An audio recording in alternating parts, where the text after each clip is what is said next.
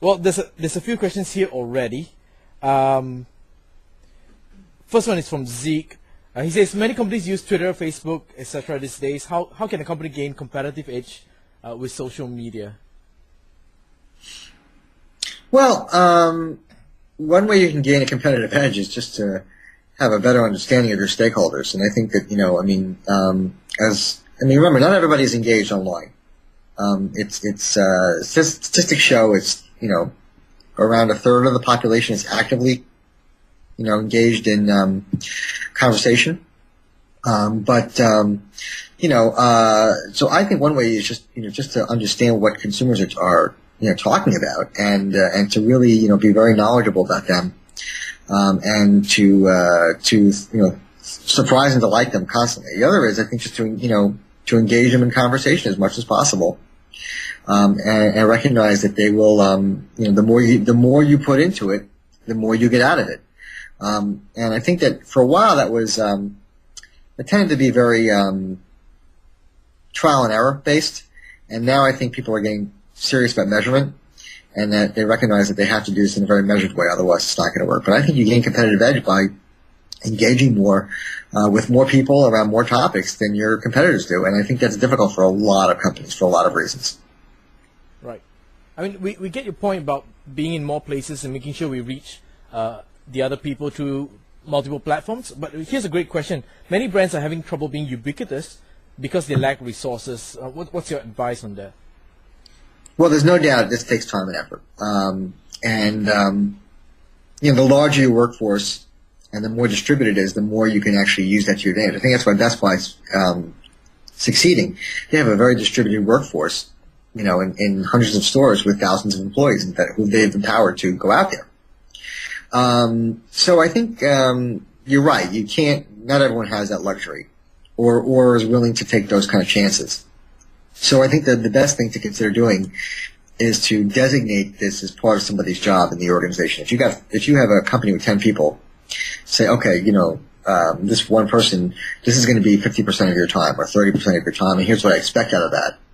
And then I think it's entirely possible. Look at what Comcast is doing in the U.S. with one individual who's engaged on customer service, or what Dell is doing with a small group of people, or HP is doing with a small group of people. So I don't think it takes big numbers. I do think you need to have some people who it's part of their job and they're measured that way. Right. But how about yourself, Steve? How do you split your time? Is there more resources that you spent on Twitter or Posters or Facebook?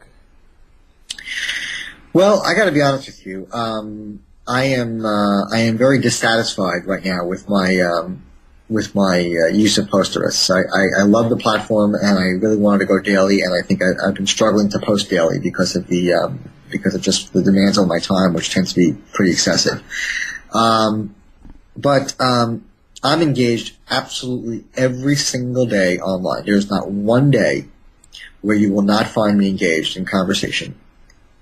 I don't think there's been a day I've been absent in 6 years online, or 5 years at least, and so I cope with it. I kind of develop workflows that suit my life. I mean, I tend to be on the go a lot. I travel anywhere from 10 to 20 days a month on business. I'm actually now traveling often without a laptop. I just take my phone because I'm able to do much of what I need to with just a phone, and so I'm obviously engaged on Twitter. But the problem with Twitter is that it is a big it is a haystack, and people may not and it is a constantly running stream, and people may not see that content all the time. And there's a group of people who do like RSS feeds, who do want to you use RSS feeds RSS as a meal, if you will, in this kind of snacking culture. So the way I'm coping with it is, I like to use my early mornings to post and my nights to post, but I'm online all the time, and I think that I just, I've built it into my life where I'm constantly online. Now I'm single, I'm not married, I don't have any kids, and so I'm able to really do that effectively. But it's no doubt that I make it just part of my life, and I don't view it as work. I view it as just what I need to do for fun and for and honestly, just to learn, which I need to do both for myself and for my job. Awesome. Right, we've got one question from the crowd here. Yeah, I'm just wondering if there's any thoughts on the real-time searching that's developed on Google and on Bing, whether that would have any effect on its live stream. Right. Did you hear that? I did. Yeah.